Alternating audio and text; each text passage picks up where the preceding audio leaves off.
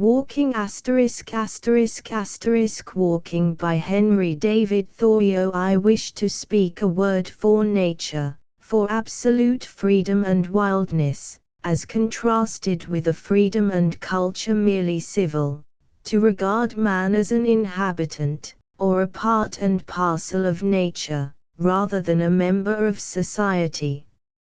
I wish to make an extreme statement, if so I may make an emphatic one, for there are enough champions of civilization, the minister and the school committee, and every one of you will take care of that. I have met with but one or two persons in the course of my life who understood the art of walking, that is, of taking walks, who had a genius, so to speak, for sauntering, which word is beautifully derived from idle people who roved about the country, in the Middle Ages, and asked charity, under pretence of going à la Sainte Terre to the Holy Land, till the children exclaimed, "There goes a Saint Terre, a saunterer, a Holy Lander." They who never go to the Holy Land in their walks, as they pretend, are indeed mere idlers and vagabonds, but they who do go there are saunterers in the good sense, such as I mean. Some, however, would derive the word from sang terre, without land or a home, which, therefore, in the good sense, will mean, having no particular home, but equally at home everywhere. For this is the secret of successful sauntering. He who sits still in a house all the time may be the greatest vagrant of all, but the saunterer, in the good sense, is no more vagrant than the meandering river, which is all the while sedulously seeking the shortest course to the sea. But I prefer the first, which, indeed, is the most probable derivation. For every walk is a sort of crusade, preached by some Peter the Hermit in us, to go forth and reconquer this holy land from the hands of the infidels. It is true, we are but faint-hearted crusaders, even the walkers, nowadays, who undertake no persevering, never-ending enterprises. Our expeditions are but tours, and come round again at evening to the old hearthside from which we set out. Half the walk is but retracing our steps. We should go forth on the shortest walk, perchance, in the spirit of undying adventure, never to return, prepared to send back our embalmed hearts only as relics to our desolate kingdoms. If you are ready to leave father and mother, and brother and sister, and wife and child and friends, and never see them again, if you have paid your debts, and made your will, and settled all your affairs, and are a free man, then you are ready for a walk. To come down to my own experience, my companion and I, for I sometimes have a companion, take pleasure in fancying ourselves knights of a new, or rather an old, order, not equestrians or chevaliers, not ritters or riders, but walkers, a still more ancient and honorable class, I trust. The chivalric and heroic spirit which once belonged to the rider seems now to reside in, or perchance to have subsided into, the walker, not the knight, but walker errant. He is a sort of fourth estate, outside of church and state and people. We have felt that we almost alone hereabouts practiced this noble art, though, to tell the truth, at least if their own assertions are to be received, most of my townsmen would fain walk sometimes, as I do, but they cannot. No wealth can buy the requisite leisure, freedom, and independence which are the capital in this profession. It comes only by the grace of God. It requires a direct dispensation from heaven to become a walker. You must be born into the family of the walkers. Ambulata nascita, non fit. Some of my townsmen, it is true, can remember and have described to me some walks which they took 10 years ago, in which they were so blessed as to lose themselves for half an hour in the woods. But I know very well that they have confined themselves to the highway ever since, whatever pretensions they may make to belong to this select class. No doubt they were elevated for a moment as by the reminiscence of a previous state of existence, when even they were foresters and outlaws. When he came to Greenwood, in a merry morninge, there he heard the notes small of birds merry singinge. It is fair agone, said Robin, that I was last here, me lyst a light hell for to shut at the Dundeer. I think that I cannot preserve my health and spirits, unless I spend 4 hours a day at least, and it is commonly more than that, sauntering through the woods and over the hills and fields, absolutely free from all worldly engagements. You may safely say, a penny for your thoughts, or £1,000. When sometimes I am reminded that the mechanics and shopkeepers stay in their shops not only all the forenoon, but all the afternoon too, sitting with crossed legs, so many of them, as if the legs were made to sit upon, and not to stand or walk upon, I think that they deserve some credit for not having all committed suicide long ago. I, who cannot stay in my chamber for a single day without acquiring some rust, and when sometimes I have stolen forth for a walk at the 11th hour, or 4 o'clock in the afternoon, too late to redeem the day, when the shades of night were already beginning to be mingled with the daylight, have felt as if I had committed some sin to be atoned for, I confess that I am astonished at the power of endurance, to say nothing of the moral insensibility, of my neighbors who confine themselves to shops and offices the whole day for weeks and months, and years almost together. I know not what manner of stuff they are of, sitting there now at 3 o'clock in the afternoon, as if it were 3 o'clock in the morning.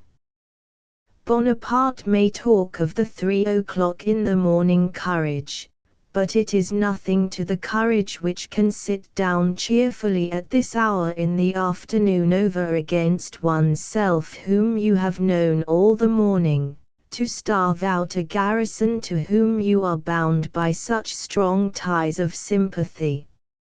I wonder that about this time, or say between 4 and 5 o'clock in the afternoon, too late for the morning papers and too early for the evening ones, there is not a general explosion heard up and down the street, scattering a legion of antiquated and house-bred notions and whims to the four winds for an airing, and so the evil cure itself. How womankind, who are confined to the house still more than men, stand it I do not know, but I have ground to suspect that most of them do not stand it at all. When, early in a summer afternoon, we have been shaking the dust of the village from the skirts of our garments, making haste past those houses with purely Doric or Gothic fronts, which have such an air of repose about them, my companion whispers that probably about these times their occupants are all gone to bed. Then it is that I appreciate the beauty and the glory of architecture, which itself never turns in, but forever stands out and erect, keeping watch over the slumberers. No doubt temperament, and, above all, age, have a good deal to do with it. As a man grows older, his ability to sit still and follow indoor occupations increases. He grows vespertinal in his habits as the evening of life approaches, till at last he comes forth only just before sundown, and gets all the walk that he requires in half an hour.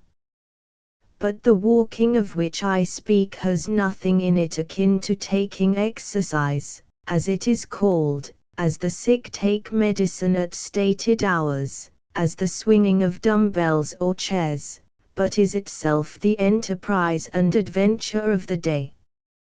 If you would get exercise, go in search of the springs of life. Think of a man swinging dumbbells for his health, when those springs are bubbling up in far-off pastures unsought by him. Moreover, you must walk like a camel, which is said to be the only beast which ruminates when walking.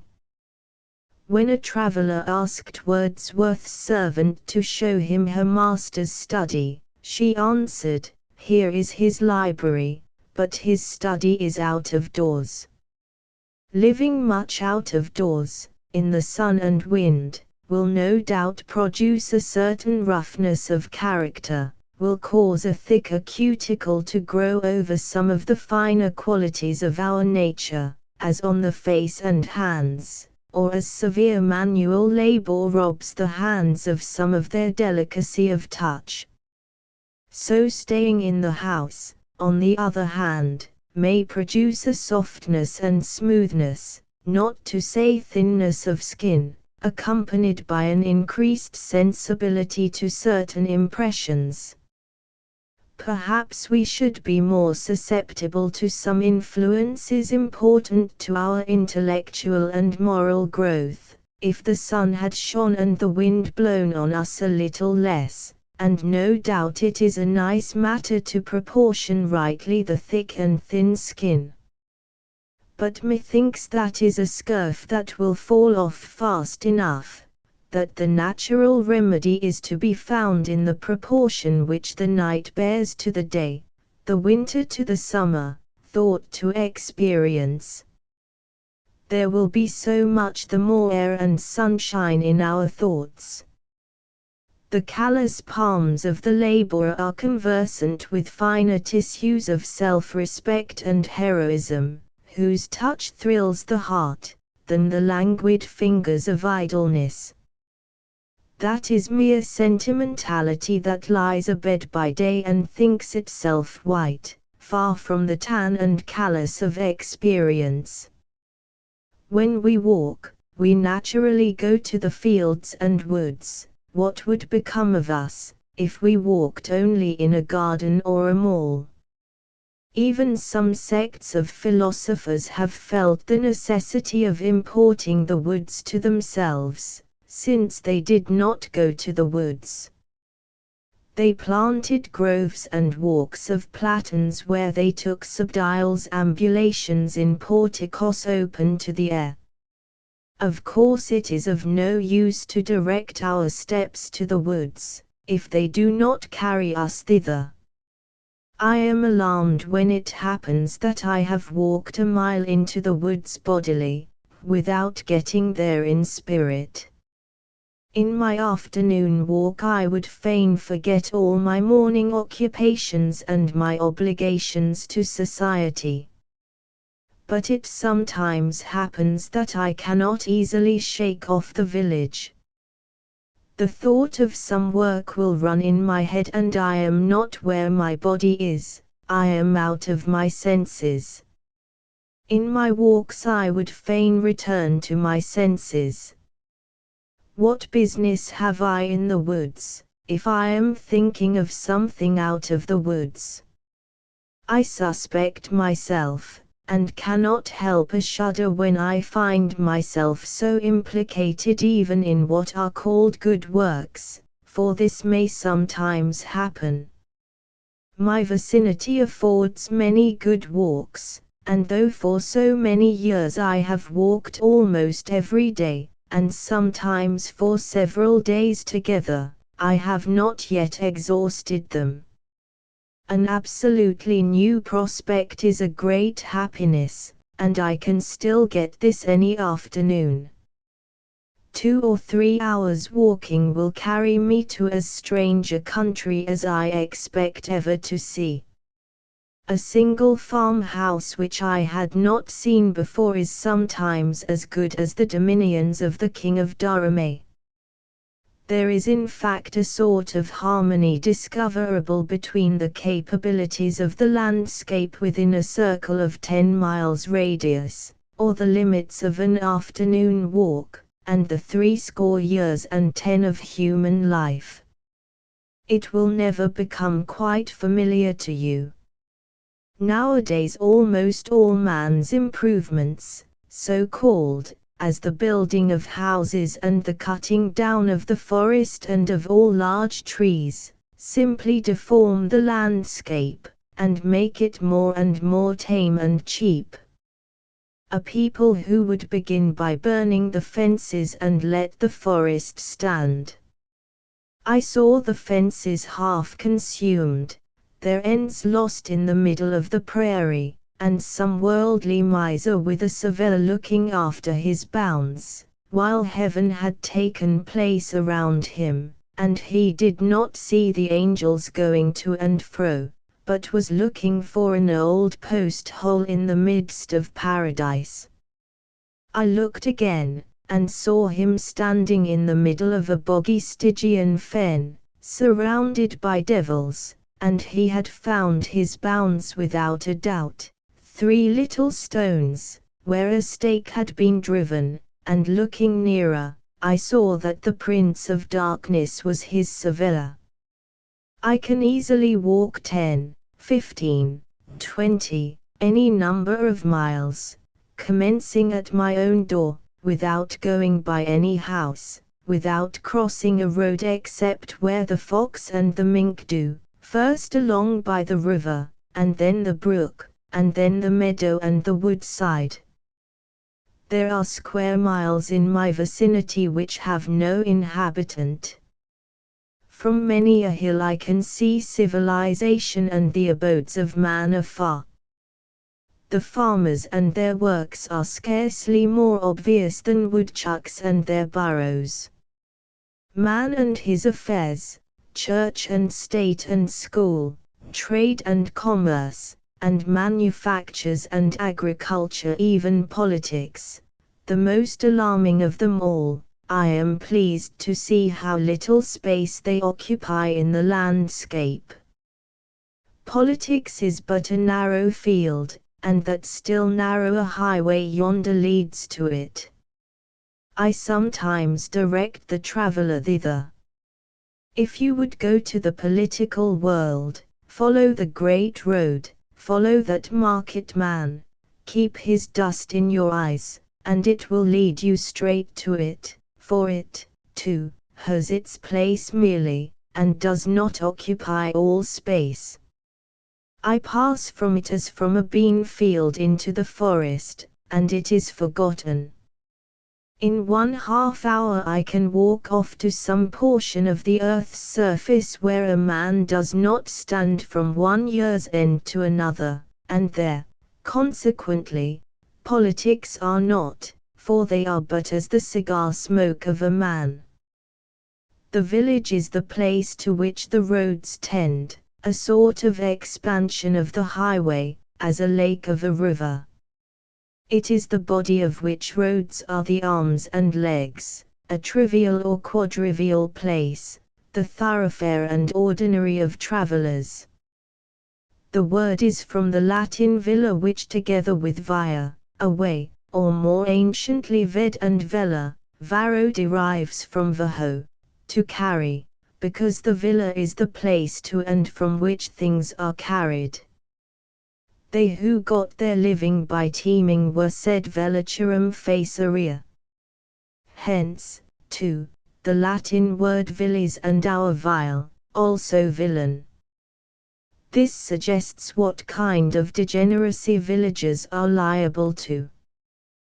They are wayworn by the travel that goes by and over them, without traveling themselves.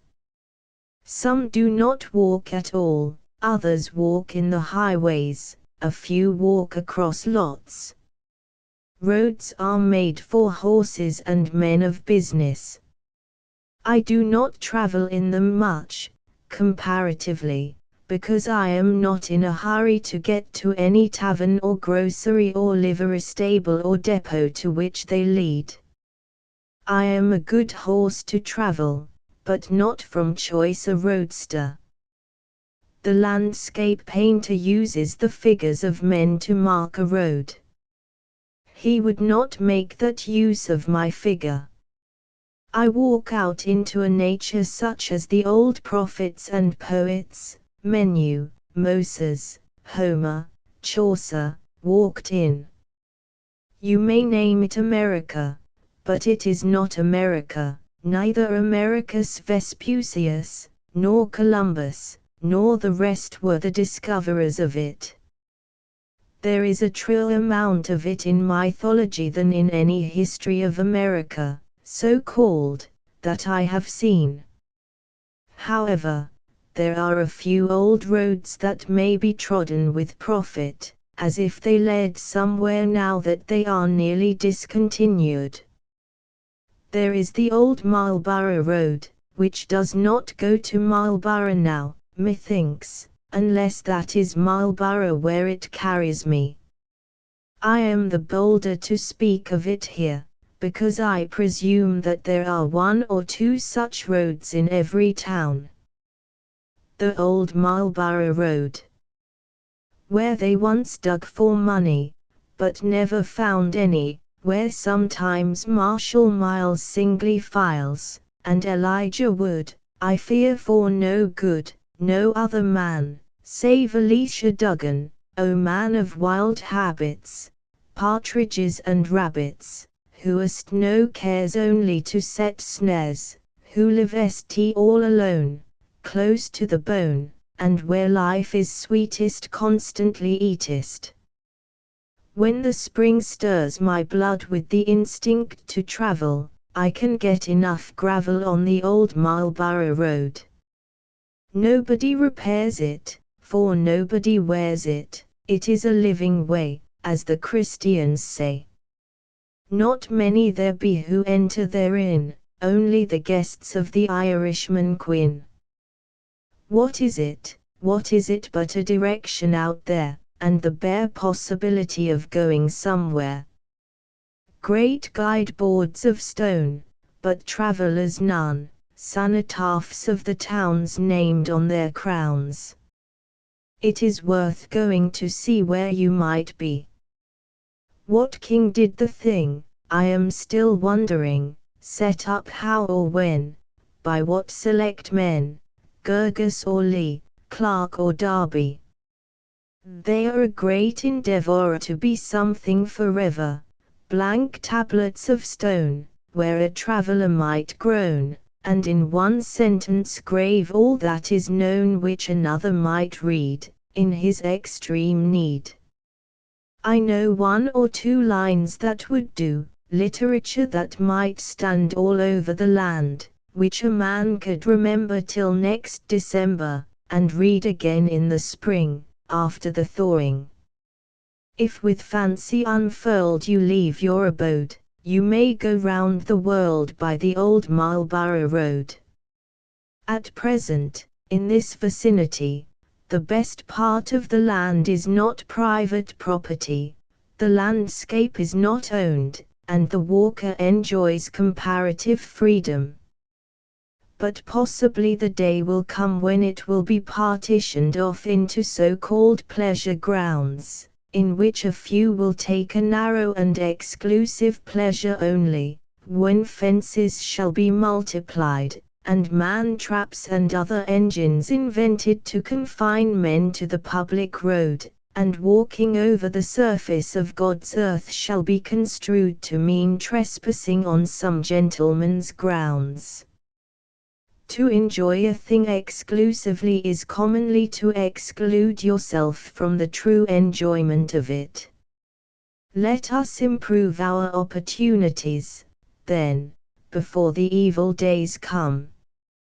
What is it that makes it so hard sometimes to determine whither we will walk? I believe that there is a subtle magnetism in nature, which, if we unconsciously yield to it, will direct us aright. It is not indifferent to us which way we walk.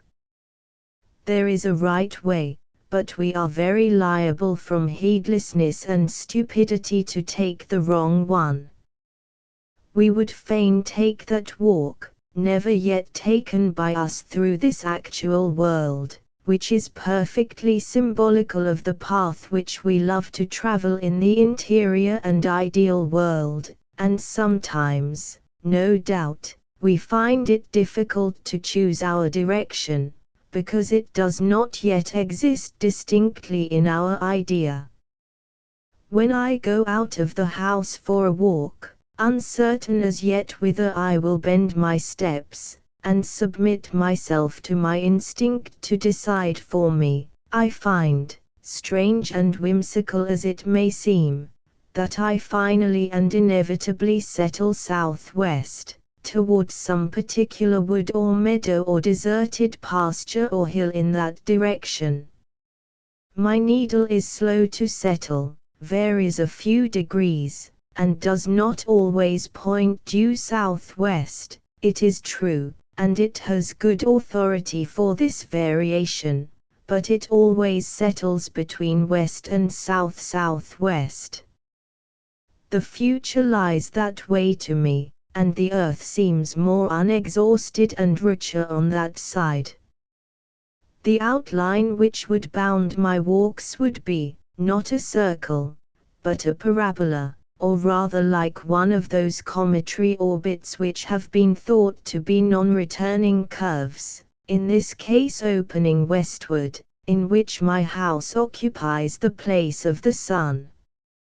I turn round and round irresolute sometimes for a quarter of an hour, until I decide, for 1,000th time, that I will walk into the southwest or west.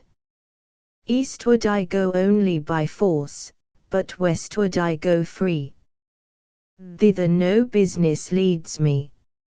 It is hard for me to believe that I shall find fair landscapes or sufficient wildness and freedom behind the eastern horizon. I am not excited by the prospect of a walk thither, but I believe that the forest which I see in the western horizon stretches uninterruptedly toward the setting sun, and there are no towns nor cities in it of enough consequence to disturb me. Let me live where I will, on this side is the city, on that the wilderness, and ever I am leaving the city more and more, and withdrawing into the wilderness. I should not lay so much stress on this fact, if I did not believe that something like this is the prevailing tendency of my countrymen. I must walk toward Oregon, and not toward Europe. And that way the nation is moving, and I may say that mankind progress from east to west. Within a few years we have witnessed the phenomenon of a southeastward migration, in the settlement of Australia, but this affects us as a retrograde movement, and, judging from the moral and physical character of the first generation of Australians, has not yet proved a successful experiment. The Eastern Tartars think that there is nothing west beyond Thibet. The world ends there, say they, beyond there is nothing but a shoreless sea. It is unmitigated east where they live. We go eastward to realize history and study the works of art and literature, retracing the steps of the race. We go westward as into the future, with a spirit of enterprise and adventure.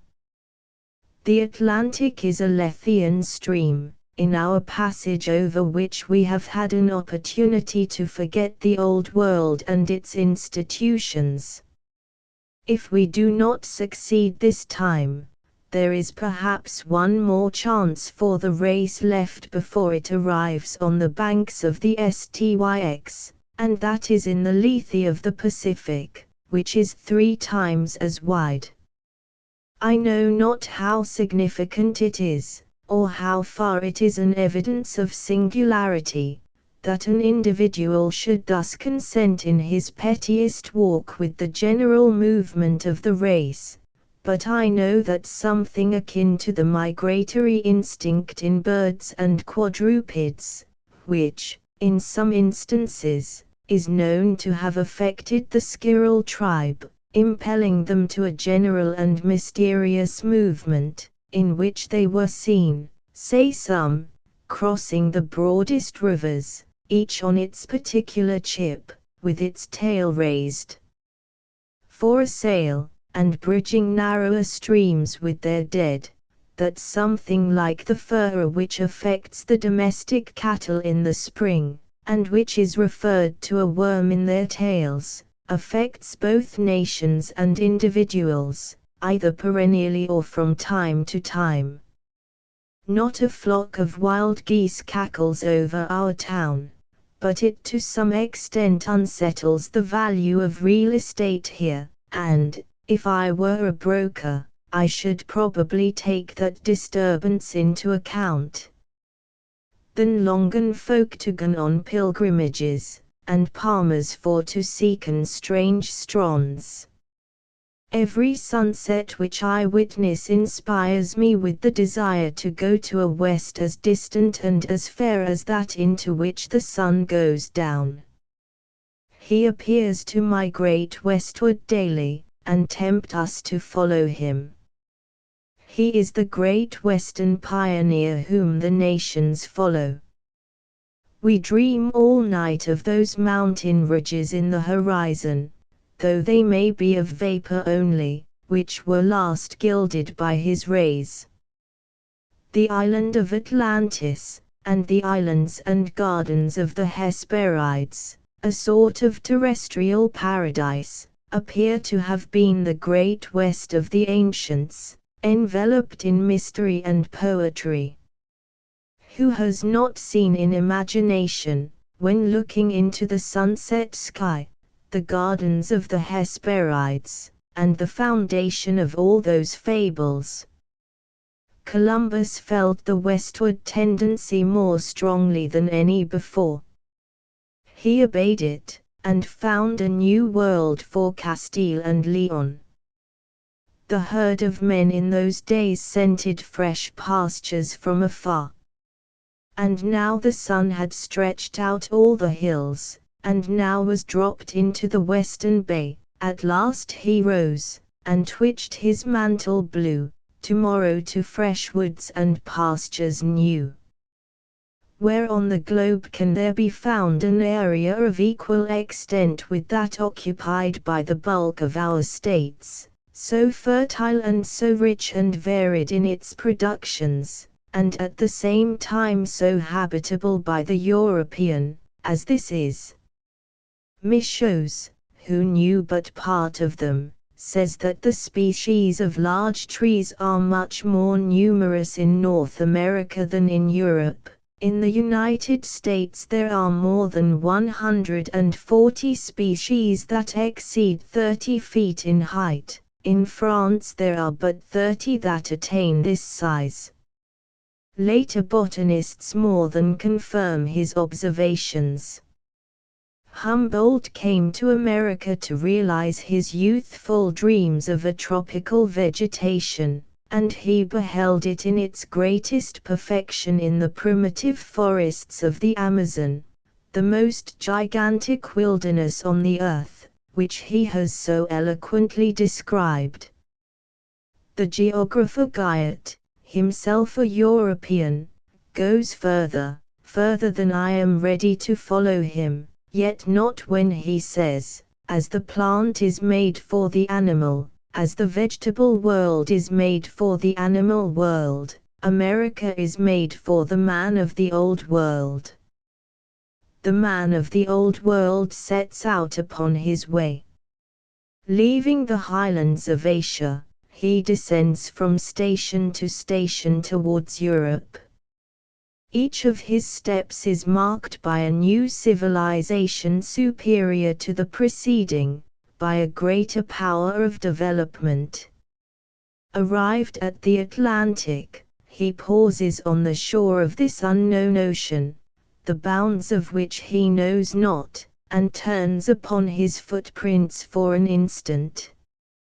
When he has exhausted the rich soil of Europe, and reinvigorated himself, then recommences his adventurous career westward as in the earliest ages. So far Guyot. From this western impulse coming in contact with the barrier of the Atlantic sprang the commerce and enterprise of modern times. The younger Michaux, in his travels west of the Alleghenies in 1802, says that the common inquiry in the newly settled West was, "From what part of the world have you come?" As if these vast and fertile regions would naturally be the place of meeting and common country of all the inhabitants of the globe. To use an obsolete Latin word, I might say, ex orient lux, ex occident frax.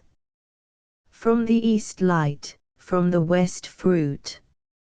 Sir Francis Head, an English traveller and a Governor-General of Canada, tells us that in both the northern and southern hemispheres of the New World, nature has not only outlined her works on a larger scale, but has painted the whole picture with brighter and more costly colors than she used in delineating and in beautifying the Old World. The heavens of America appear infinitely higher, the sky is bluer, the air is fresher, the cold is intenser, the moon looks larger, the stars are brighter, the thunder is louder, the lightning is vivider, the wind is stronger, the rain is heavier, the mountains are higher, the rivers longer, the forests bigger, the plains broader. This statement will do at least to set against Buffon's account of this part of the world and its productions. Linnaeus said long ago, "Nescio qua facies lita, glabra plantis Americanis." I know not what there is of joyous and smooth in the aspect of American plants, and I think that in this country there are no, or at most very few, Africani bestiae, African beasts, as the Romans called them, and that in this respect also it is peculiarly fitted for the habitation of man. We are told that within 3 miles of the center of the East Indian city of Singapore, some of the inhabitants are annually carried off by tigers, but the traveler can lie down in the woods at night almost anywhere in North America without fear of wild beasts. These are encouraging testimonies. If the moon looks larger here than in Europe, probably the sun looks larger also.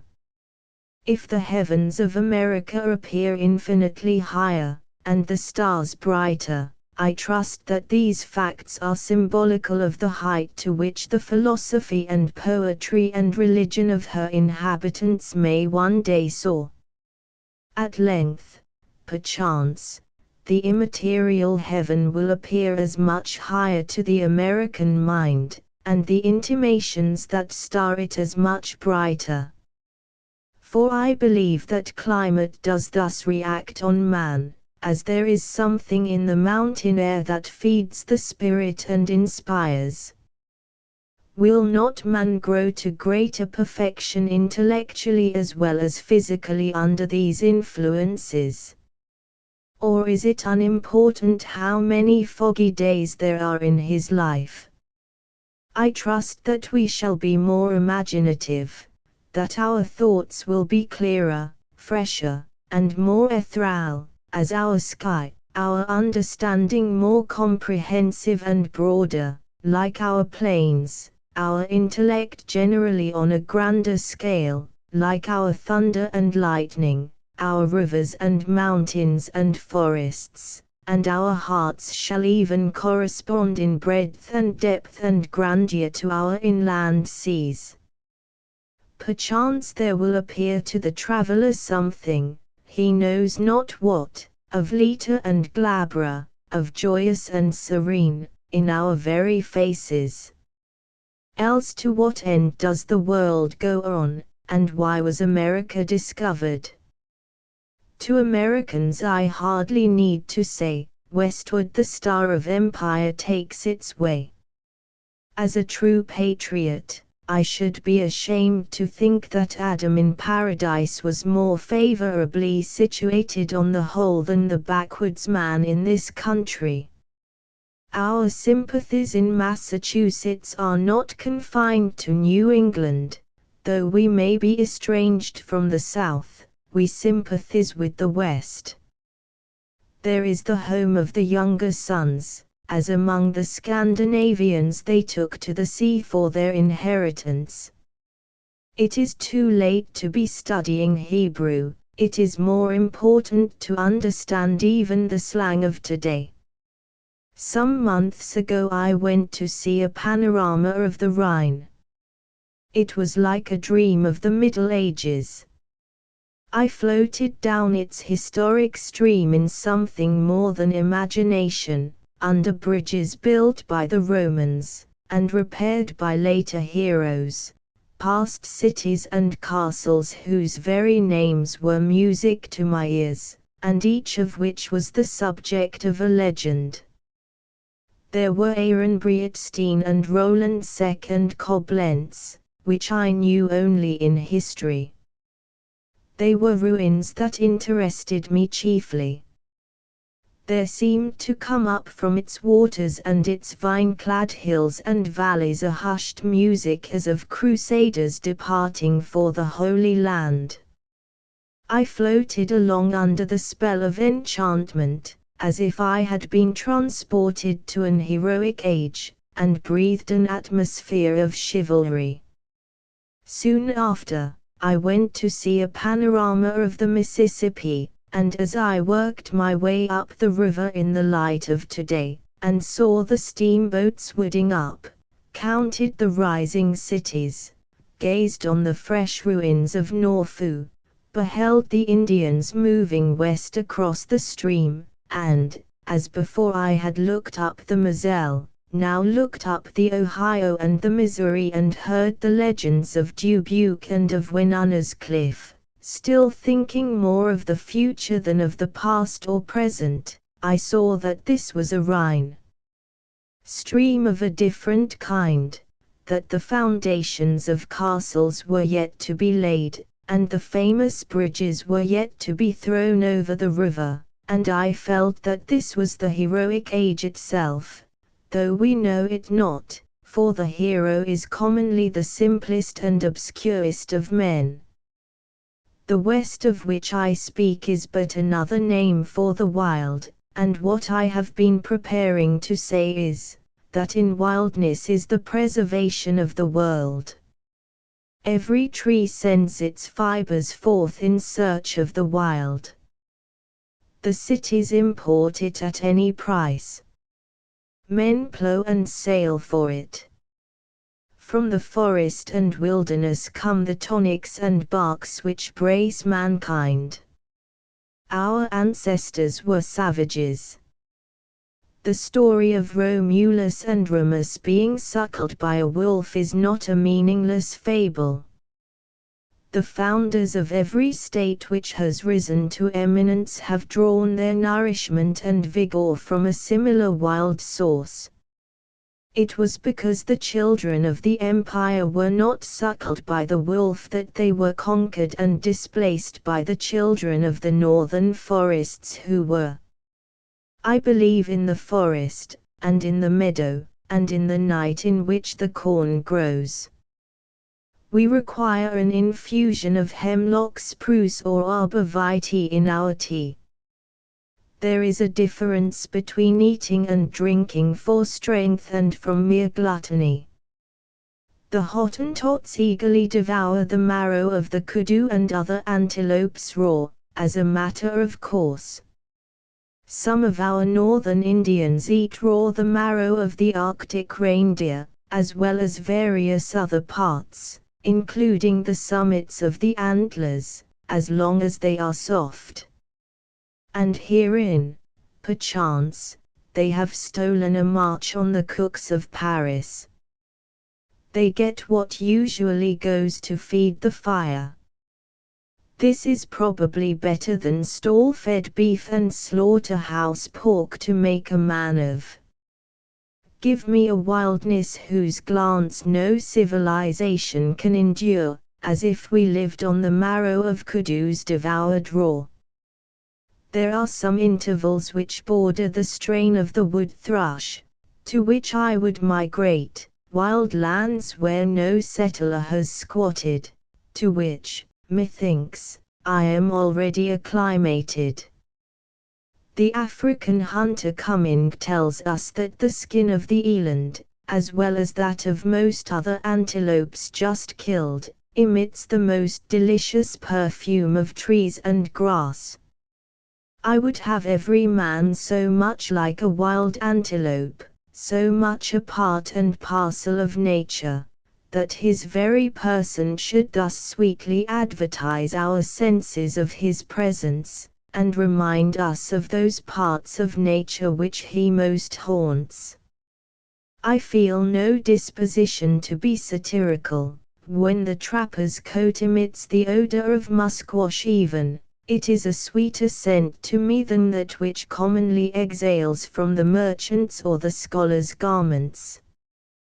When I go into their wardrobes and handle their vestments, I am reminded of no grassy plains and flowery meads which they have frequented, but of dusty merchants' exchanges and libraries rather. A tanned skin is something more than respectable, and perhaps olive is a fitter color than white for a man, a denizen of the woods. The pale white man. I do not wonder that the African pitied him. Darwin the naturalist says, a white man bathing by the side of a Tahitian was like a plant bleached by the gardener's art, compared with a fine, dark green one, growing vigorously in the open fields. Ben Jonson exclaims, how near to good is what is fair. So I would say, how near to good is what is wild. Life consists with wildness. The most alive is the wildest. Not yet subdued to man, its presence refreshes him. One who pressed forward incessantly and never rested from his labors, who grew fast and made infinite demands on life, would always find himself in a new country or wilderness, and surrounded by the raw material of life. He would be climbing over the prostrate stems of primitive forest trees. Hope and the future for me are not in lawns and cultivated fields, not in towns and cities, but in the impervious and quaking swamps. When, formerly, I have analyzed my partiality for some farm which I had contemplated purchasing, I have frequently found that I was attracted solely by a few square rods of impermeable and unfathomable bog, a natural sink in one corner of it. That was the jewel which dazzled me. I derive more of my subsistence from the swamps which surround my native town than from the cultivated gardens in the village. There are no richer parterres to my eyes than the dense beds of dwarf Andromeda, Cassandra colliculata, which cover these tender places on the earth's surface. Botany cannot go farther than tell me the names of the shrubs which grow there, the high blueberry, panicled Andromeda, lambkill, azalea, and rhodora, all standing in the quaking sphagnum. I often think that I should like to have my house front on this mass of dull red bushes, omitting other flower plots and borders, transplanted spruce and trim box, even gravelled walks, to have this fertile spot under my windows, not a few imported barrowfuls of soil only to cover the sand which was thrown out in digging the cellar. Why not put my house, my parlor, behind this plot, instead of behind that meager assemblage of curiosities, that poor apology for nature and art, which I call my front yard? It is an effort to clear up and make a decent appearance when the carpenter and mason have departed, though done as much for the passer-by as the dweller within. The most tasteful front yard fence was never an agreeable object of study to me. The most elaborate ornaments, acorn tops, or what not, soon wearied and disgusted me. Bring your sills up to the very edge of the swamp, then, though it may not be the best place for a dry cellar, so that there be no access on that side to citizens. Front yards are not made to walk in, but, at most, through, and you could go in the back way. Yes, though you may think me perverse, if it were proposed to me to dwell in the neighborhood of the most beautiful garden that ever human art contrived, or else of a dismal swamp, I should certainly decide for the swamp. How vain, then, have been all your labors, citizens, for me. My spirits infallibly rise in proportion to the outward dreariness. Give me the ocean, the desert, or the wilderness. In the desert, pure air and solitude compensate for want of moisture and fertility. The traveler Burton says of it, your morale improves. You become frank and cordial, hospitable and single-minded. In the desert, spirituous liquors excite only disgust. There is a keen enjoyment in a mere animal existence. They who have been traveling long on the steppes of Tartary say, on re-entering cultivated lands, the agitation, perplexity, and turmoil of civilization oppressed and suffocated us. The air seemed to fail us, and we felt every moment as if about to die of asphyxia. When I would recreate myself, I seek the darkest wood, the thickest and most interminable and, to the citizen, most dismal, swamp. I enter a swamp as a sacred place, a sanctum sanctorum. There is the strength, the marrow, of nature. The wildwood covers the virgin mold, and the same soil is good for men and for trees. A man's health requires as many acres of meadow to his prospect as his farm does loads of muck. There are the strong meats on which he feeds. A town is saved, not more by the righteous men in it than by the woods and swamps that surround it. A township where one primitive forest waves above while another primitive forest rots below, such a town is fitted to raise not only corn and potatoes, but poets and philosophers for the coming ages. In such a soil grew Homer and Confucius and the rest, and out of such a wilderness comes the reformer eating locusts and wild honey. To preserve wild animals implies generally the creation of a forest for them to dwell in or resort to. So it is with man. 100 years ago they sold bark in our streets peeled from our own woods. In the very aspect of those primitive and rugged trees there was, methinks, a tanning principle which hardened and consolidated the fibers of men's thoughts. Already I shudder for these comparatively degenerate days of my native village, when you cannot collect a load of bark of good thickness, and we no longer produce tar and turpentine.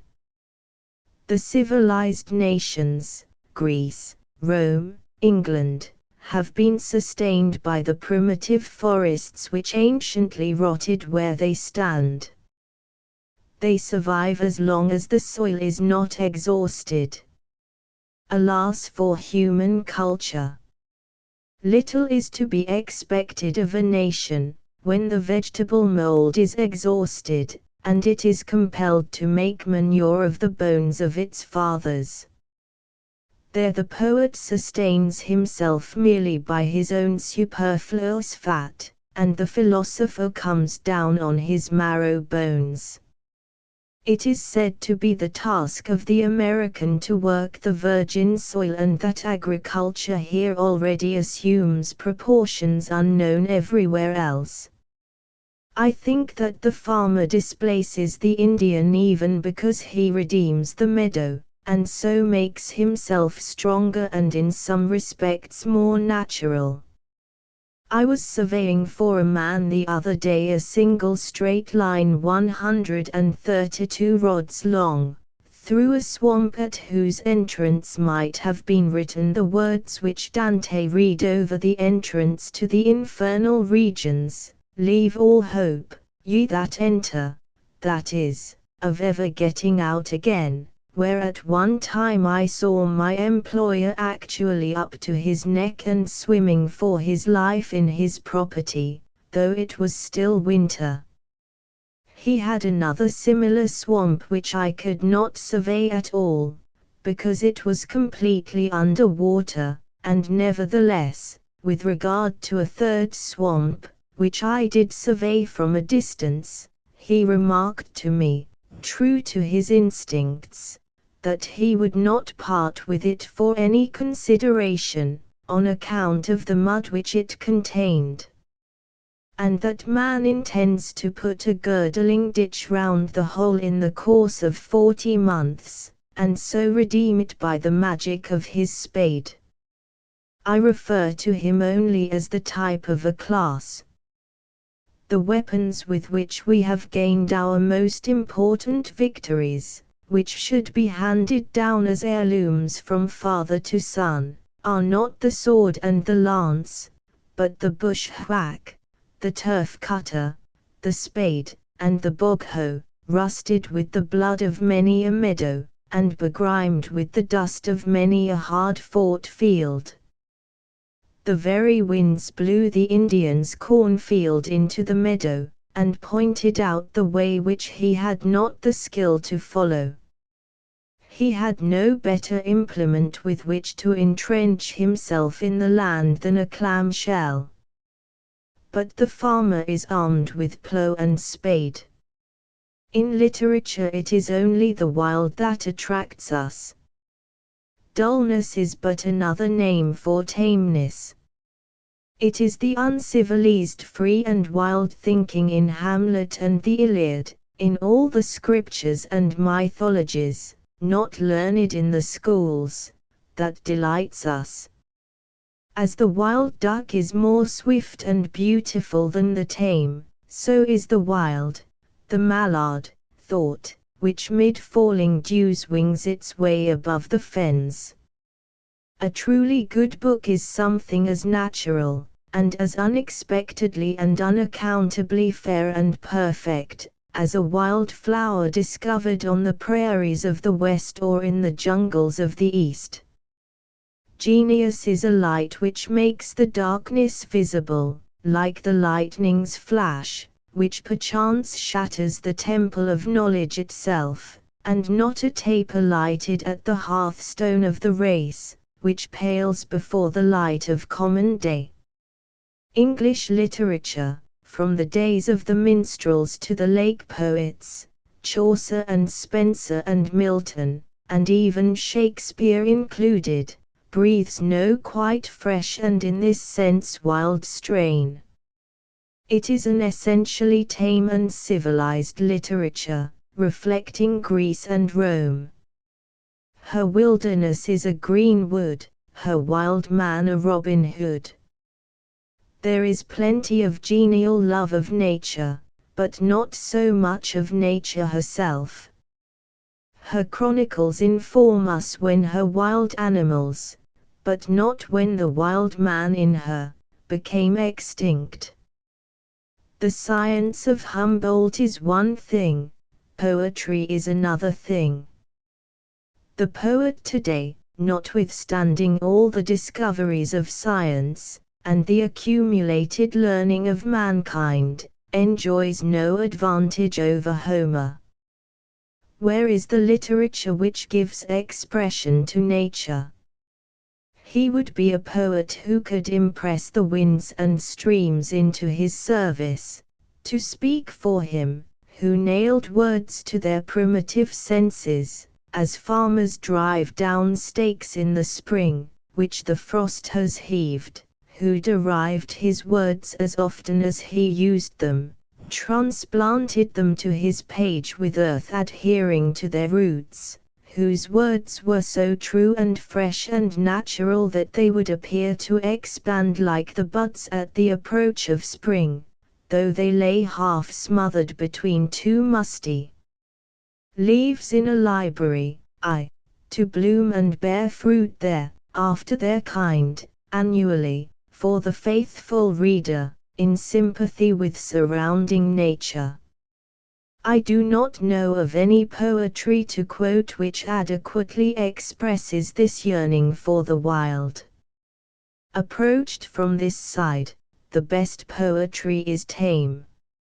I do not know where to find in any literature, ancient or modern, any account which contents me of that nature with which even I am acquainted.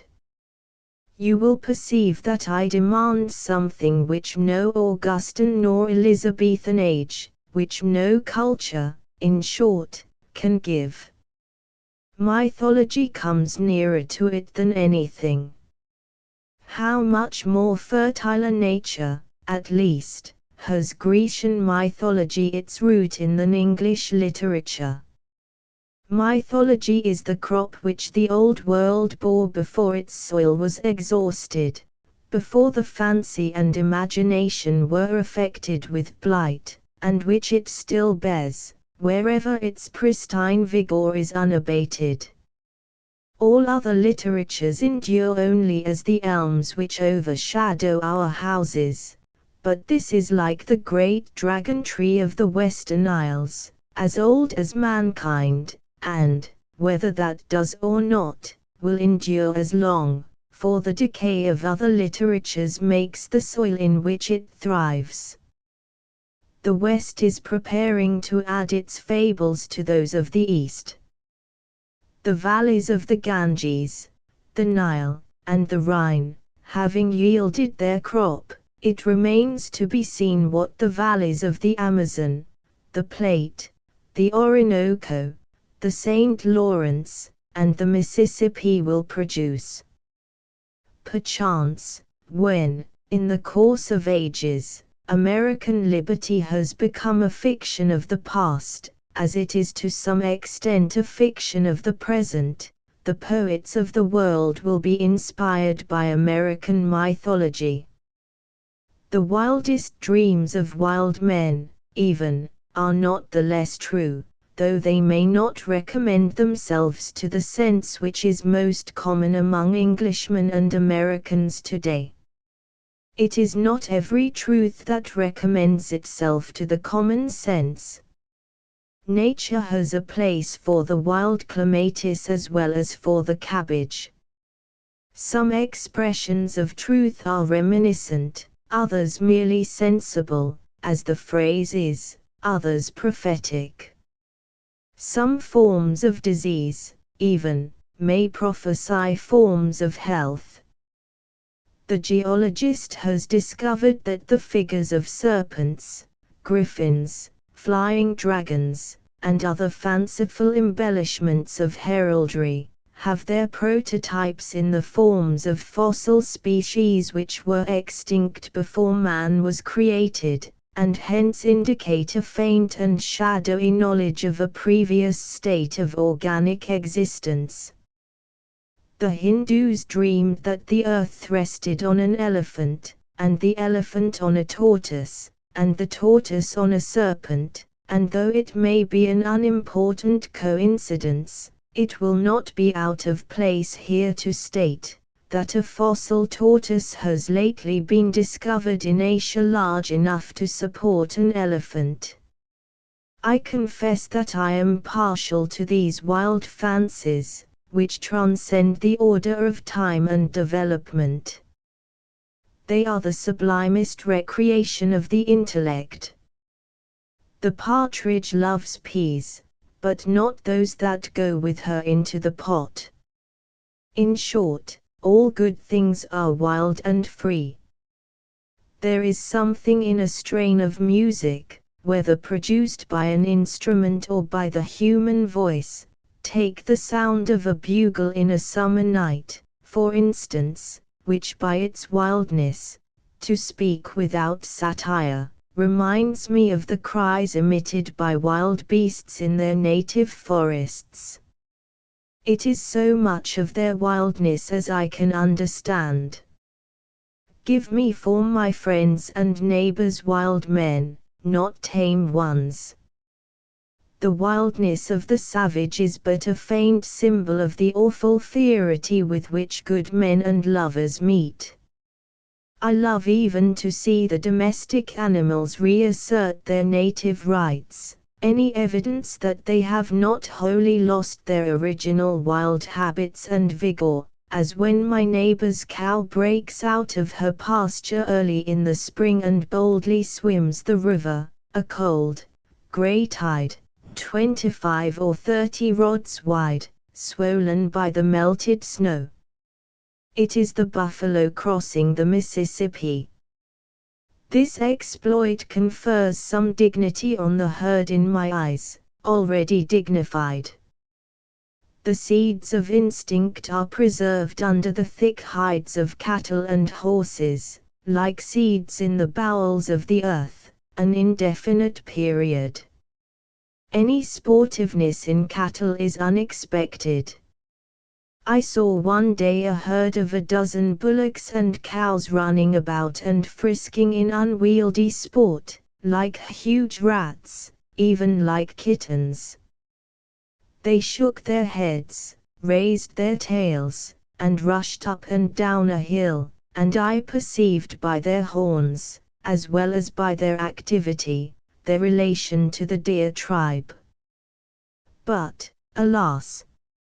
A sudden loud woe would have damped their ardor at once, reduced them from venison to beef, and stiffened their sides and sinews like the locomotive. Who but the evil one has cried woe to mankind? Indeed, the life of cattle, like that of many men, is but a sort of locomotiveness. They move aside at a time, and man, by his machinery, is meeting the horse and the ox halfway. Whatever part the whip has touched is thenceforth palsied. Who would ever think of a side of any of the supple cat tribe, as we speak of a side of beef? I rejoice that horses and steers have to be broken before they can be made the slaves of men, and that men themselves have some wild oats still left to sow before they become submissive members of society. Undoubtedly, all men are not equally fit subjects for civilization, and because the majority, like dogs and sheep, are tame by inherited disposition, this is no reason why the others should have their natures broken that they may be reduced to the same level. Men are in the main alike, but they were made several in order that they might be various. If a low use is to be served, one man will do nearly or quite as well as another, if a high one, individual excellence is to be regarded. Any man can stop a hole to keep the wind away, but no other man could serve so rare a use as the author of this illustration did. Confucius says, "The skins of the tiger and the leopard, when they are tanned, are as the skins of the dog and the sheep tanned." But it is not the part of a true culture to tame tigers, any more than it is to make sheep ferocious, and tanning their skins for shoes is not the best use to which they can be put. When looking over a list of men's names in a foreign language, as of military officers, or of authors who have written on a particular subject, I am reminded once more that there is nothing in a name. The name Menschikoff, for instance, has nothing in it to my ears more human than a whisker, and it may belong to a rat. As the names of the Poles and Russians are to us, so are ours to them. It is as if they had been named by the child's rigmarole, Iriwiri Ichrivan, Tittle Toltan. I see in my mind a herd of wild creatures swarming over the earth, and to each the herdsman has affixed some barbarous sound in his own dialect. The names of men are, of course, as cheap and meaningless as Bose and Trey, the names of dogs. Methinks it would be some advantage to philosophy if men were named merely in the gross, as they are known. It would be necessary only to know the genus and perhaps the race or variety, to know the individual. We are not prepared to believe that every private soldier in a Roman army had a name of his own, because we have not supposed that he had a character of his own. At present our only true names are nicknames. I knew a boy who, from his peculiar energy, was called Buster by his playmates, and this rightly supplanted his Christian name. Some travelers tell us that an Indian had no name given him at first, but earned it, and his name was his fame, and among some tribes he acquired a new name with every new exploit. It is pitiful when a man bears a name for convenience merely, who has earned neither name nor fame.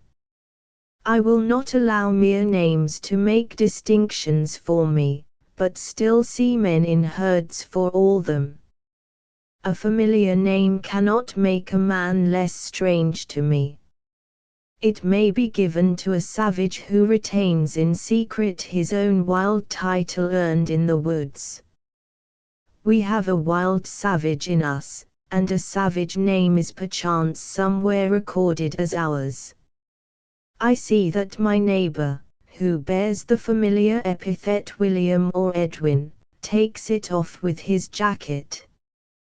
It does not adhere to him when asleep or in anger, or aroused by any passion or inspiration. I seem to hear pronounced by some of his kin at such a time his original wild name in some jaw-breaking or else melodious tongue.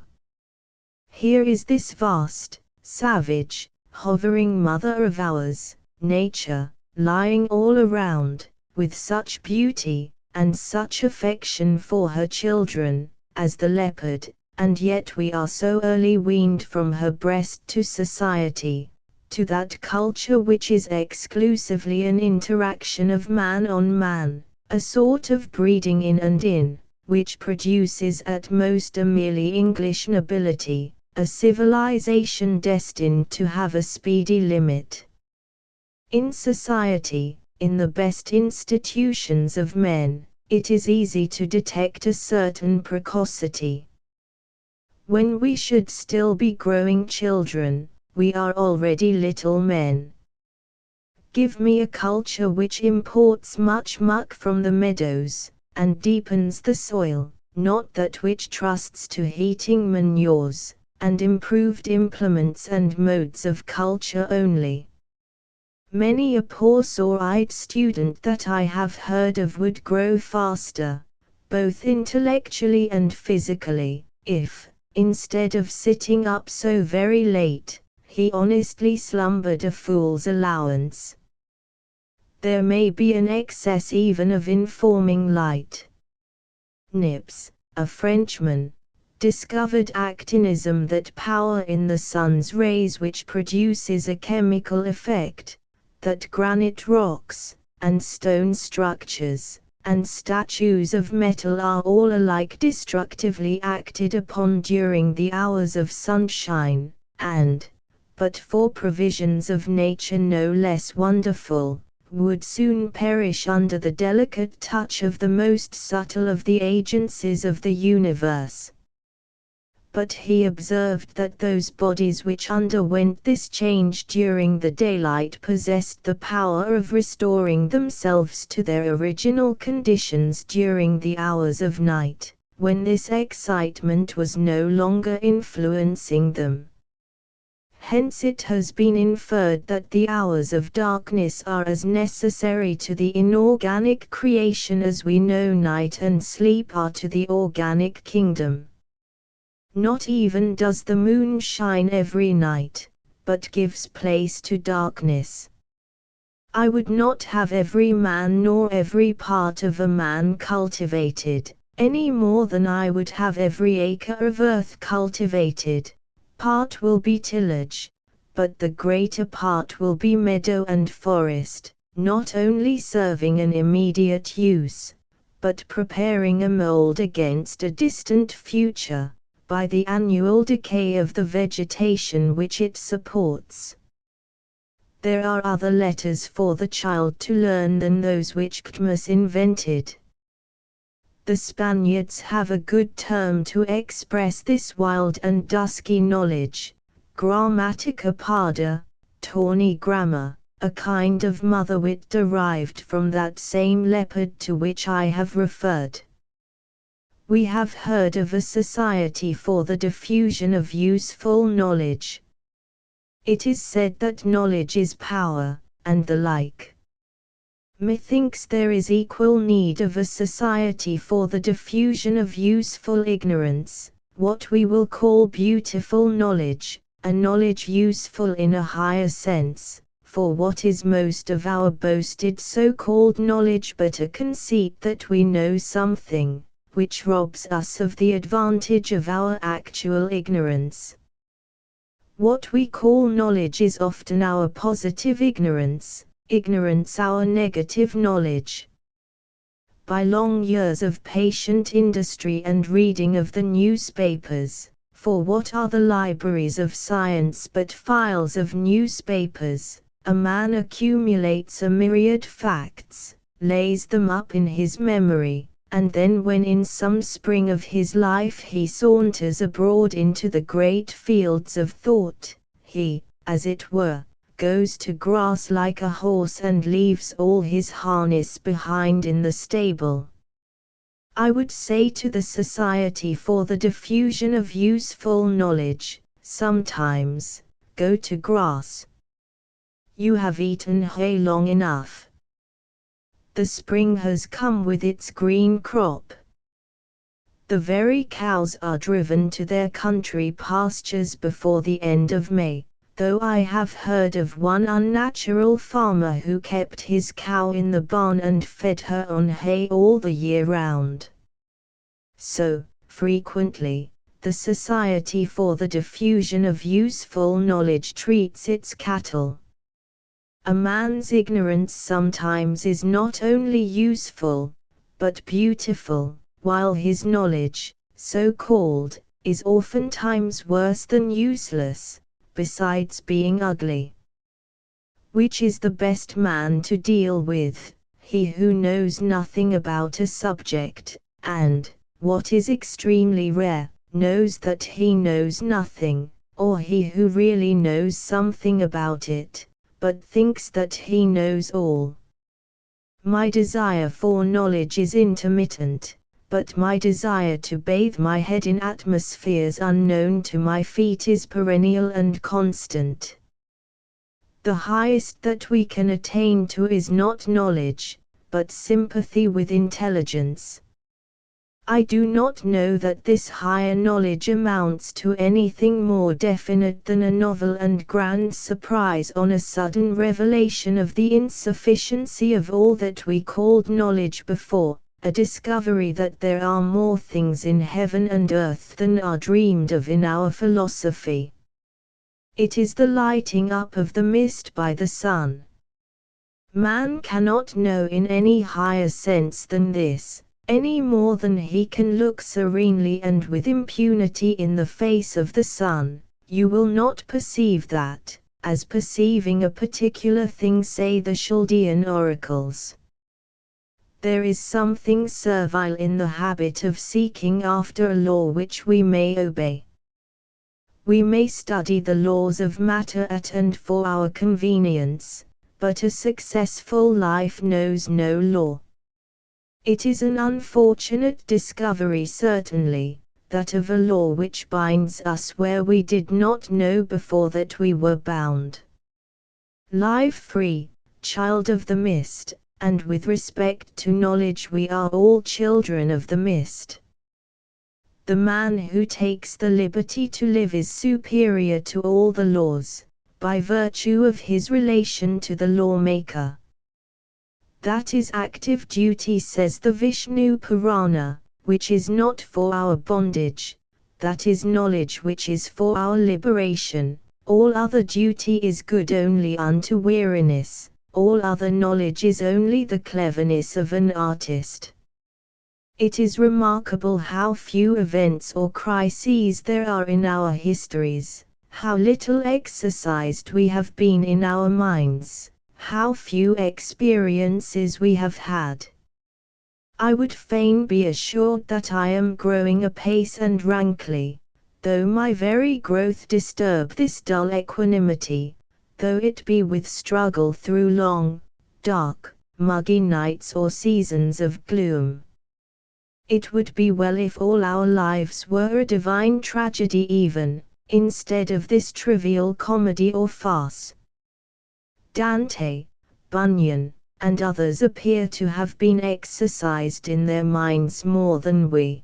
They were subjected to a kind of culture such as our district schools and colleges do not contemplate. Even Mahomet, though many may scream at his name, had a good deal more to live for, and to die for, than they have commonly. When, at rare intervals, some thought visits one, as perchance he is walking on a railroad, then, indeed, the cars go by without his hearing them. But soon, by some inexorable law, our life goes by and the cars return. Gentle breeze, that wanderest unseen, and bendest the thistles round, Loira of storms, traveller of the windy glens, why hast thou left my ear so soon? While almost all men feel an attraction drawing them to society, few are attracted strongly to nature. In their relation to nature men appear to me for the most part, notwithstanding their arts, lower than the animals. It is not often a beautiful relation, as in the case of the animals. How little appreciation of the beauty of the landscape there is among us. We have to be told that the Greeks called the world beauty, or order, but we do not see clearly why they did so, and we esteem it at best only a curious philological fact. For my part, I feel that with regard to nature I live a sort of border life, on the confines of a world into which I make occasional and transient forays only, and my patriotism and allegiance to the state into whose territories I seem to retreat are those of a mostruper. Unto a life which I call natural I would gladly follow even a will-o'-the-wisp through bogs and sloughs unimaginable, but no moon nor firefly has shown me the causeway to it. Nature is a personality so vast and universal that we have never seen one of her features. The walker in the familiar fields which stretch around my native town sometimes finds himself in another land than is described in their owners' deeds, as it were in some faraway field on the confines of the actual Concord, where her jurisdiction ceases, and the idea which the word Concord suggests ceases to be suggested. These farms which I have myself surveyed, these bounds which I have set up, appear dimly still as through a mist, but they have no chemistry to fix them, they fade from the surface of the glass, and the picture which the painter painted stands out dimly from beneath. The world with which we are commonly acquainted leaves no trace, and it will have no anniversary. I took a walk on Spaulding's farm the other afternoon. I saw the setting sun lighting up the opposite side of a stately pine wood. Its golden rays straggled into the aisles of the wood as into some noble hall. I was impressed as if some ancient and altogether admirable and shining family had settled there in that part of the land called Concord, unknown to me, to whom the sun was servant, who had not gone into society in the village, who had not been called on. I saw their park, their pleasure ground, beyond through the wood, in Spaulding's cranberry meadow. The pines furnished them with gables as they grew. Their house was not obvious to vision, the trees grew through it. I do not know whether I heard the sounds of a suppressed hilarity or not. They seemed to recline on the sunbeams. They have sons and daughters. They are quite well. The farmer's cart path, which leads directly through their hall, does not in the least put them out, as the muddy bottom of a pool is sometimes seen through the reflected skies. They never heard of Spaulding, and do not know that he is their neighbor, notwithstanding I heard him whistle as he drove his team through the house.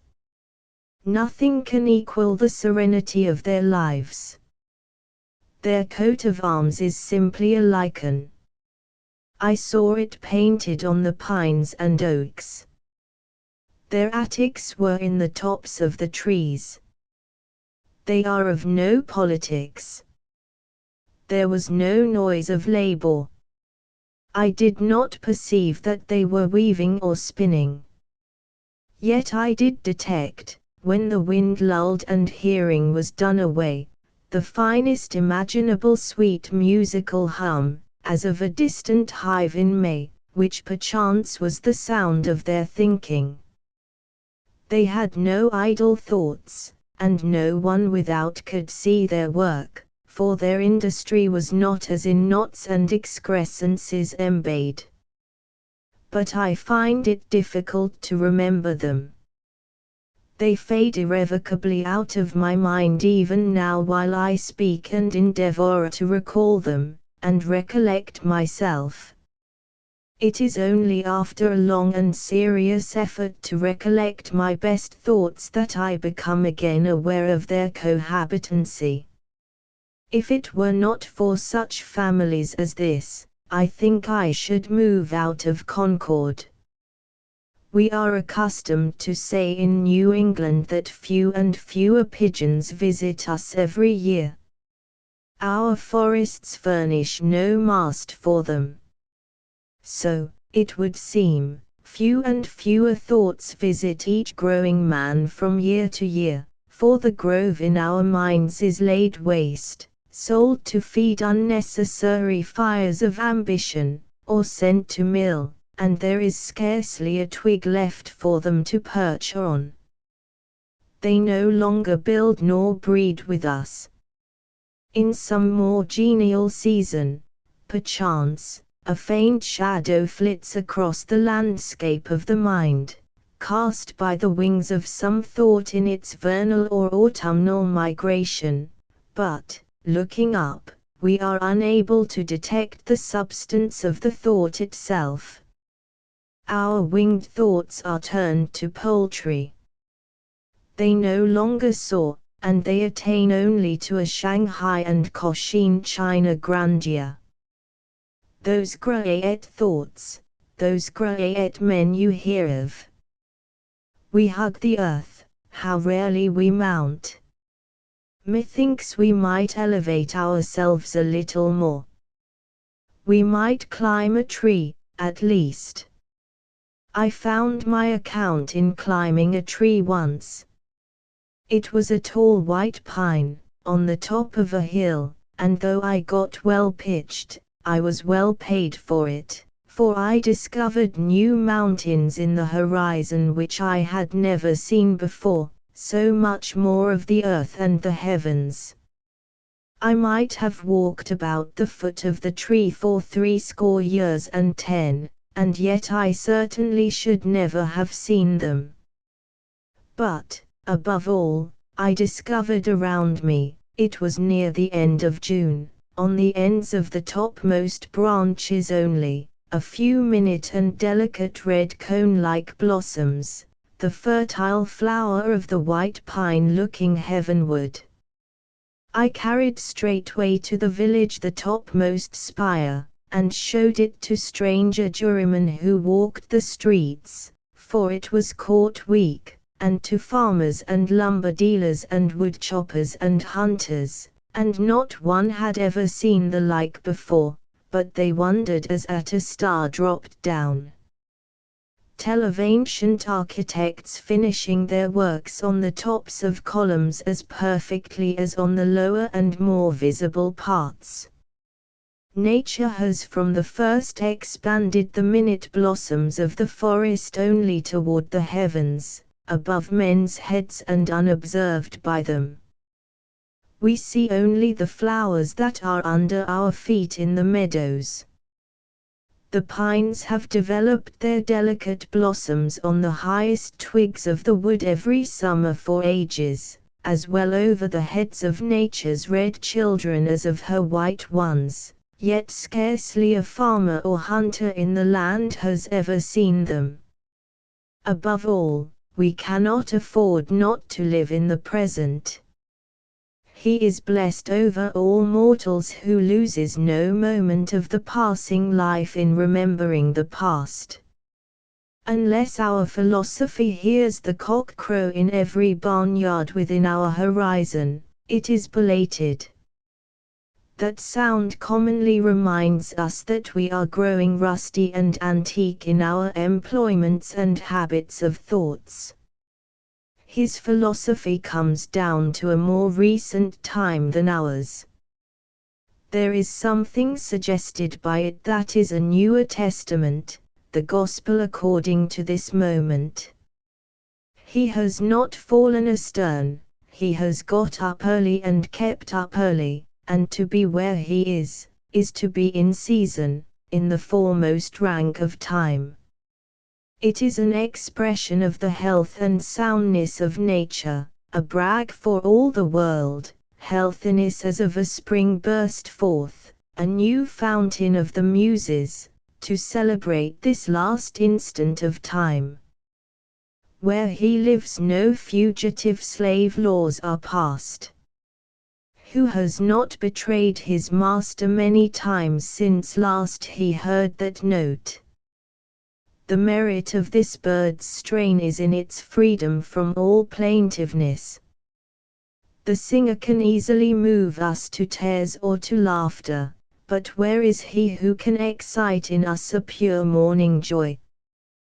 When, in doleful dumps, breaking the awful stillness of our wooden sidewalk on a Sunday, or, perchance, a watcher in the house of mourning, I hear a cockerel crow far or near, I think to myself, there is one of us well, at any rate, and with a sudden gush return to my senses. We had a remarkable sunset one day last November. I was walking in a meadow, the source of a small brook, when the sun at last, just before setting, after a cold grey day, reached a clear stratum in the horizon, and the softest, brightest morning sunlight fell on the dry grass and on the stems of the trees in the opposite horizon and on the leaves of the shrub oaks on the hillside, while our shadows stretched long over the meadow eastward, as if we were the only motes in its beams. It was such a light as we could not have imagined a moment before, and the air also was so warm and serene that nothing was wanting to make a paradise of that meadow. When we reflected that this was not a solitary phenomenon, never to happen again, but that it would happen forever and ever, an infinite number of evenings, and cheer and reassure the latest child that walked there, it was more glorious still. The sun sets on some retired meadow, where no house is visible, with all the glory and splendor that it lavishes on cities, and perchance as it has never set before, where there is but a solitary marsh hawk to have his wings gilded by it, or only a musquash looks out from his cabin, and there is some little black-veined brook in the midst of the marsh, just beginning to meander, winding slowly round a decaying stump. We walked in so pure and bright a light, gilding the withered grass and leaves, so softly and serenely bright, I thought I had never bathed in such a golden flood, without a ripple or a murmur to it. The west side of every wood and rising ground gleamed like the boundary of Elysium, and the sun on our backs seemed like a gentle herdsman driving us home at evening. So we sauntered toward the Holy Land, till one day the sun shall shine more brightly than ever he has done, shall perchance shine into our minds and hearts, and light up our whole lives with a great awakening light, as warm and serene and golden as on a bankside in autumn. End of the Project Gutenberg ebook Walking ***** Updated editions will replace the previous one, the old editions will be renamed. Creating the works from print editions not protected by U.S. copyright law means that no one owns a United States copyright in these works, so the Foundation, and you, can copy and distribute it in the United States without permission and without paying copyright royalties. Special rules, set forth in the general terms of use part of this license, apply to copying and distributing Project Gutenberg trademark symbol electronic works to protect the Project Gutenberg trademark symbol concept and trademark. Project Gutenberg is a registered trademark, and may not be used if you charge for an ebook, except by following the terms of the trademark license, including paying royalties for use of the Project Gutenberg trademark. If you do not charge anything for copies of this ebook, complying with the trademark license is very easy. You may use this ebook for nearly any purpose such as creation of derivative works, reports, performances and research. Project Gutenberg ebooks may be modified and printed and given away. You may do practically anything in the United States with ebooks not protected by U.S. copyright law. Redistribution is subject to the trademark license, especially commercial redistribution. Start. Full license. The full Project Gutenberg license. Please read this before you distribute or use this work to protect the Project Gutenberg trademark symbol mission of promoting the free distribution of electronic works, by using or distributing this work, or any other work associated in any way with the phrase Project Gutenberg, you agree to comply with all the terms of the full Project Gutenberg trademark symbol license available with this file or online at www.gutenberg.org/license. Section 1. General Terms of Use and Redistributing Project Gutenberg Trademark Symbol Electronic Works 1.0. By reading or using any part of this Project Gutenberg trademark symbol electronic work, you indicate that you have read, understand, agree to and accept all the terms of this license and intellectual property, trademark/copyright, agreement. If you do not agree to abide by all the terms of this agreement, you must cease using and return or destroy all copies of Project Gutenberg trademark symbol electronic works in your possession. If you paid a fee for obtaining a copy of or access to a Project Gutenberg trademark symbol electronic work and you do not agree to be bound by the terms of this agreement, you may obtain a refund from the person or entity to whom you paid the fee as set forth in paragraph 1.e.8. 1.b Project Gutenberg is a registered trademark. It may only be used on or associated in any way with an electronic work by people who agree to be bound by the terms of this agreement. There are a few things that you can do with most Project Gutenberg trademark symbol electronic works even without complying with the full terms of this agreement. See paragraph 1.c below. There are a lot of things you can do with Project Gutenberg trademark symbol electronic works if you follow the terms of this agreement and help preserve free future access to Project Gutenberg trademark symbol electronic works. See paragraph 1.e below. 1.c. The Project Gutenberg Literary Archive Foundation, the Foundation or PGLAF, owns a compilation copyright in the collection of Project Gutenberg trademark symbol electronic works. Nearly all the individual works in the collection are in the public domain in the United States. If an individual work is unprotected by copyright law in the United States and you are located in the United States, we do not claim a right to prevent you from copying, distributing, performing, displaying or creating derivative works based on the work as long as all references to Project Gutenberg are removed.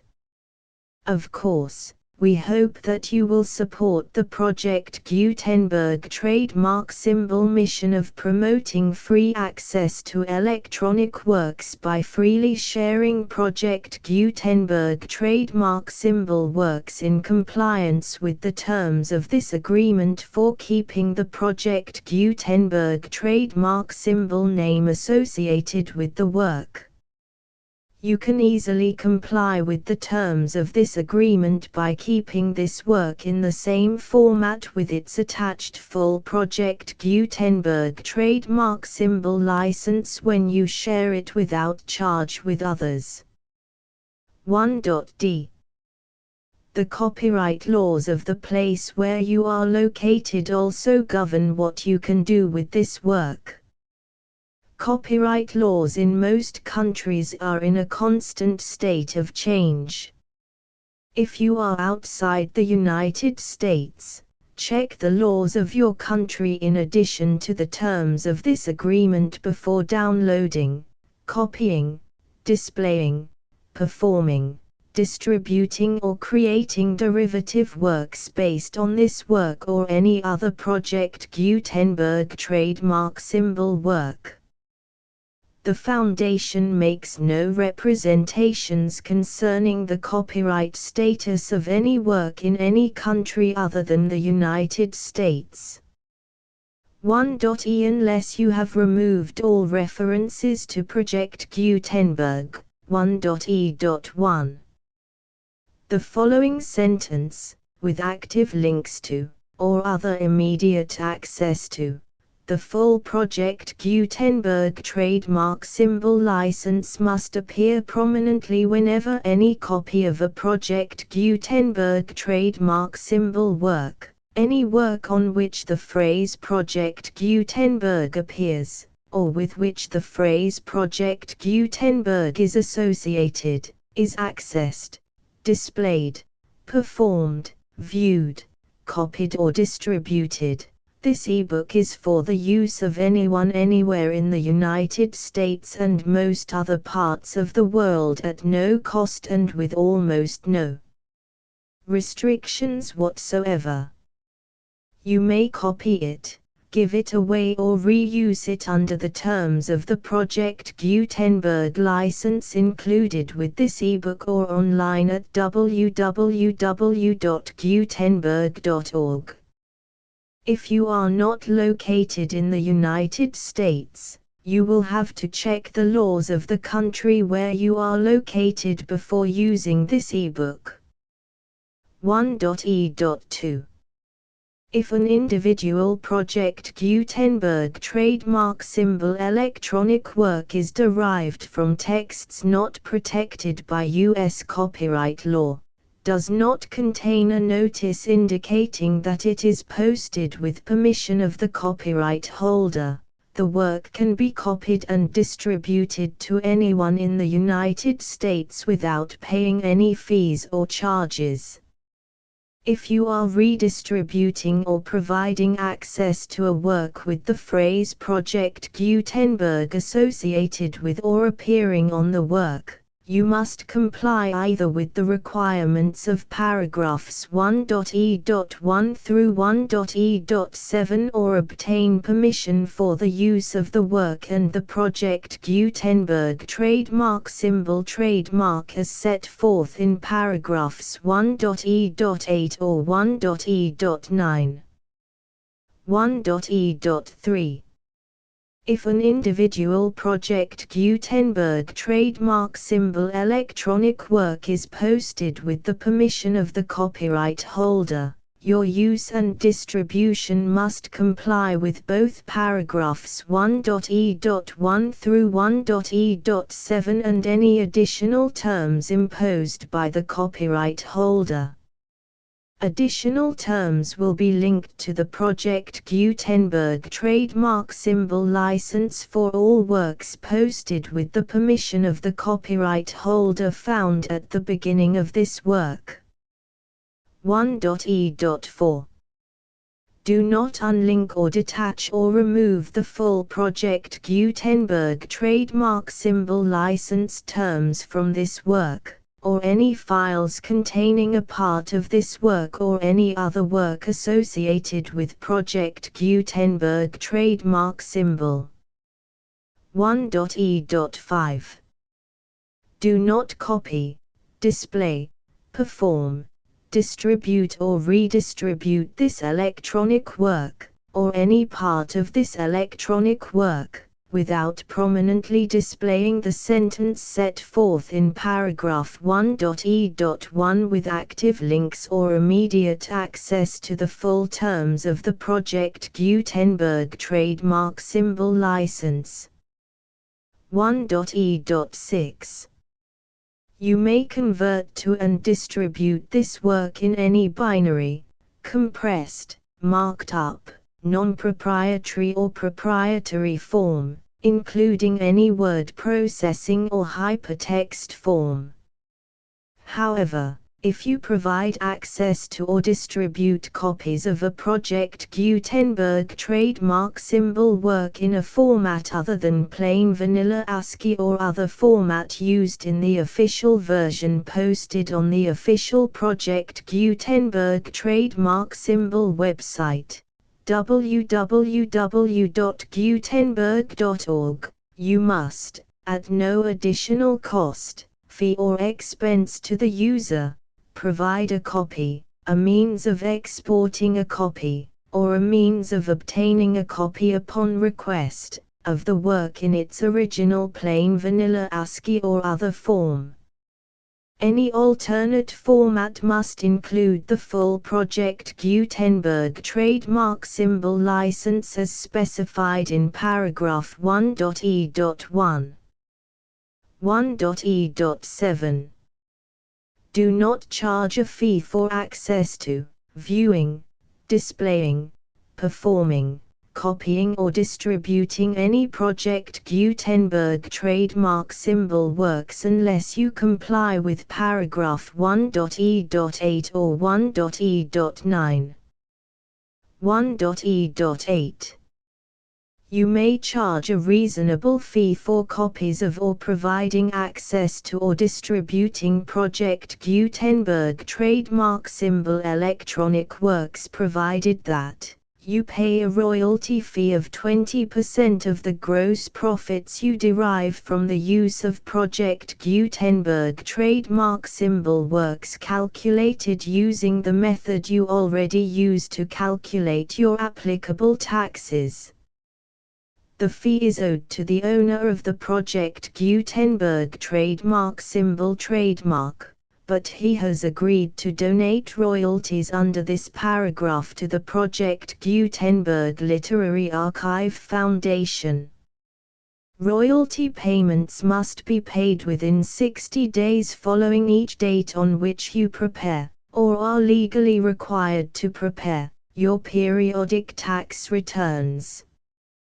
Royalty payments should be clearly marked as such and sent to the Project Gutenberg Literary Archive Foundation at the address specified in Section 4, Information about donations to the Project Gutenberg Literary Archive Foundation.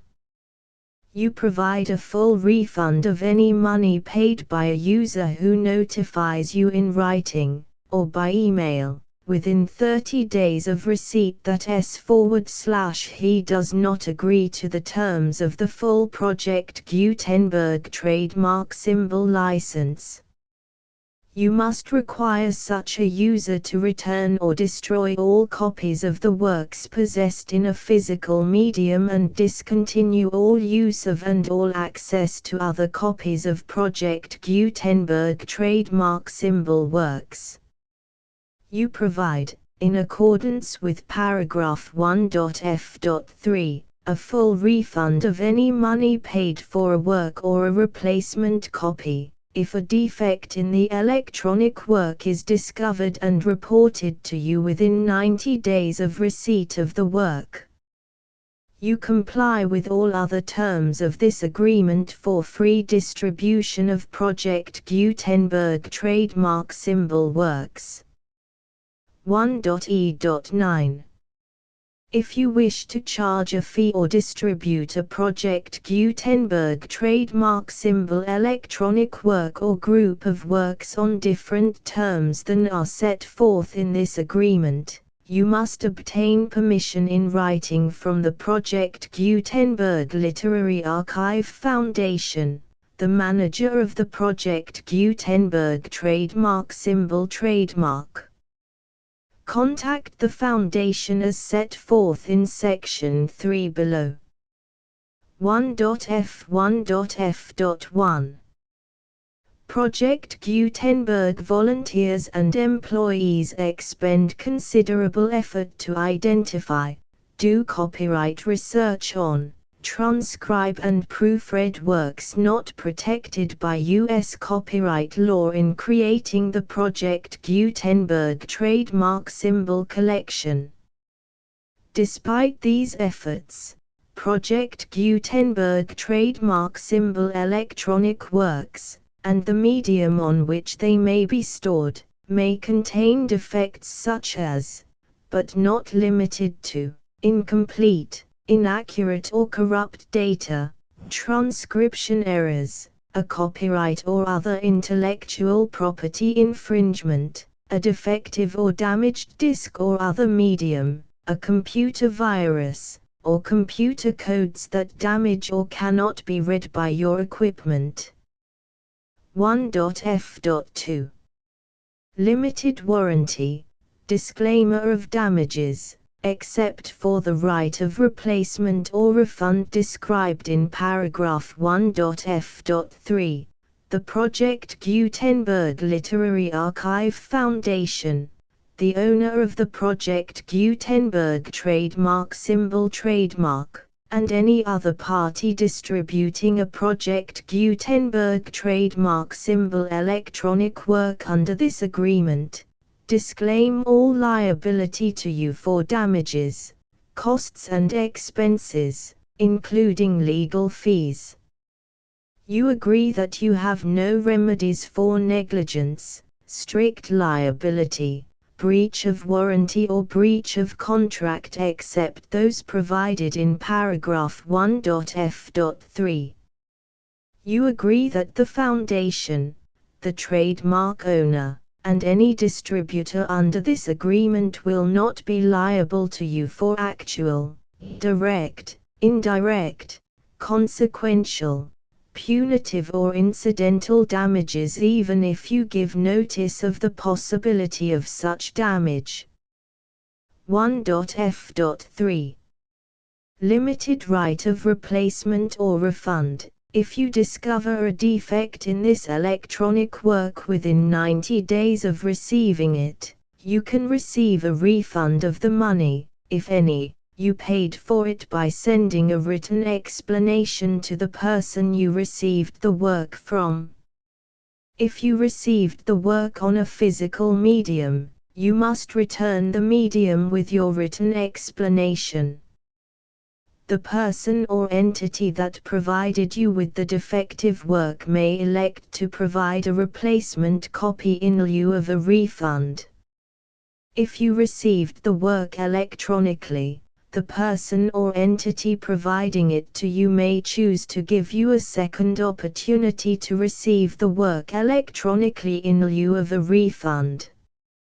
If the second copy is also defective, you may demand a refund in writing without further opportunities to fix the problem. 1.f.4 Except for the limited right of replacement or refund set forth in paragraph 1.f.3, this work is provided to you as is, with no other warranties of any kind, express or implied, including but not limited to warranties of merchantability or fitness for any purpose.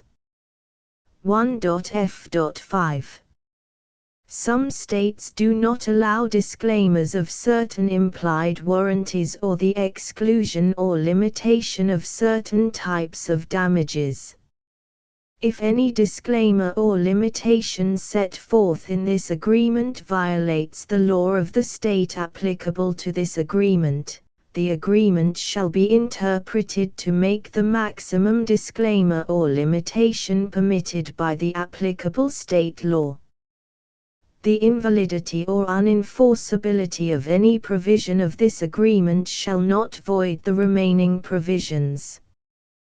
1.f.6 Indemnity. You agree to indemnify and hold the Foundation, the trademark owner, any agent or employee of the Foundation, anyone providing copies of Project Gutenberg trademark symbol electronic works in accordance with this agreement, and any volunteers associated with the production, promotion and distribution of Project Gutenberg trademark symbol electronic works, harmless from all liability, costs and expenses, including legal fees, that arise directly or indirectly from any of the following which you do or cause to occur.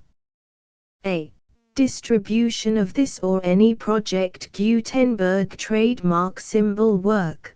B. Alteration, modification, or additions or deletions to any Project Gutenberg trademark symbol work, and C. Any defect you cause.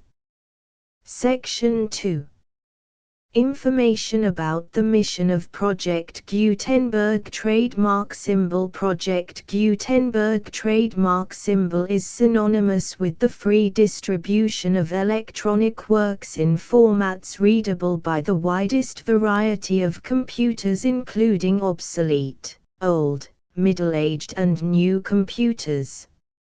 It exists because of the efforts of hundreds of volunteers and donations from people in all walks of life. Volunteers and financial support to provide volunteers with the assistance they need are critical to reaching Project Gutenberg trademark symbol's goals and ensuring that the Project Gutenberg trademark symbol collection will remain freely available for generations to come. In 2001, the Project Gutenberg Literary Archive Foundation was created to provide a secure and permanent future for Project Gutenberg trademark symbol and future generations. To learn more about the Project Gutenberg Literary Archive Foundation and how your efforts and donations can help, see sections 3 and 4 and the Foundation information page at www.gutenberg.org. Section 3. Information about the Project Gutenberg Literary Archive Foundation. The Project Gutenberg Literary Archive Foundation is a non-profit 501(c)(3) educational corporation organized under the laws of the state of Mississippi and granted tax-exempt status by the Internal Revenue Service. The Foundation's IN or Federal Tax Identification Number is 64-6221541.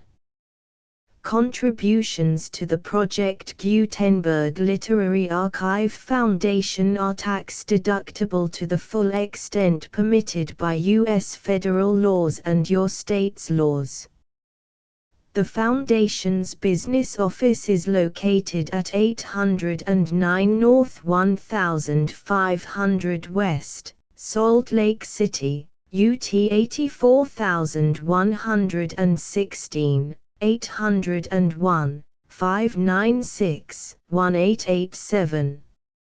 Email contact links and up-to-date contact information can be found at the Foundation's website and official page at www.gutenberg.org/contact section 4. Information about donations to the Project Gutenberg Literary Archive Foundation. Project Gutenberg trademark symbol depends upon and cannot survive without widespread public support and donations to carry out its mission of increasing the number of public domain and licensed works that can be freely distributed in machine-readable form accessible by the widest array of equipment, including outdated equipment. Many small donations, $1 to $5,000, are particularly important to maintaining tax-exempt status with the IRS.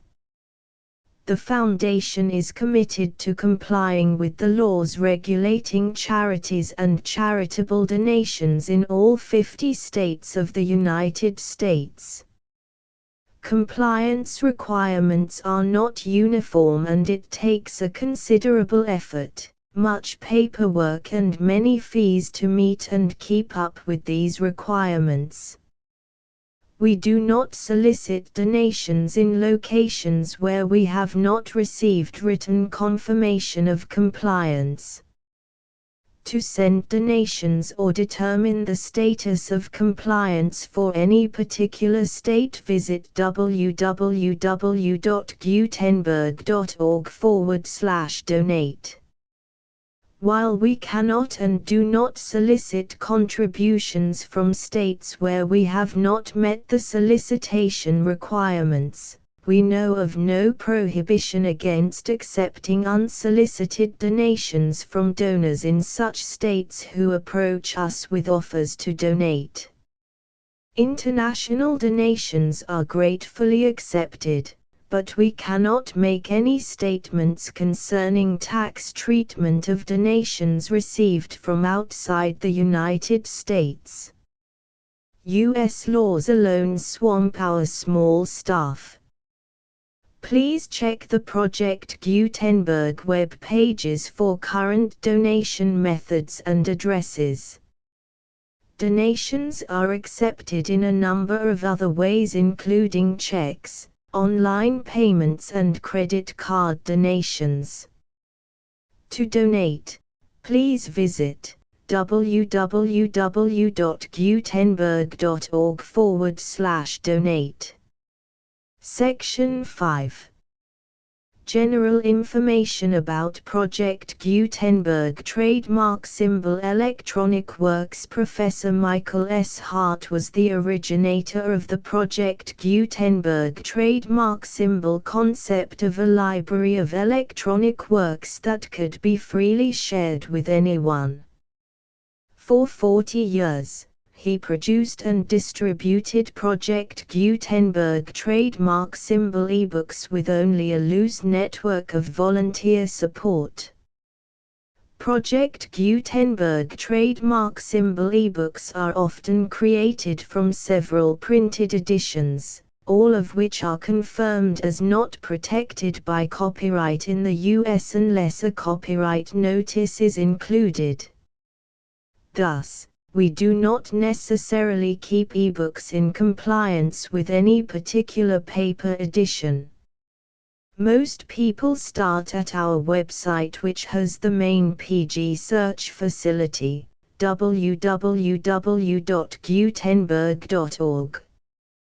This website includes information about Project Gutenberg trademark symbol, including how to make donations to the Project Gutenberg Literary Archive Foundation, how to help produce our new ebooks, and how to subscribe to our email newsletter to hear about new ebooks.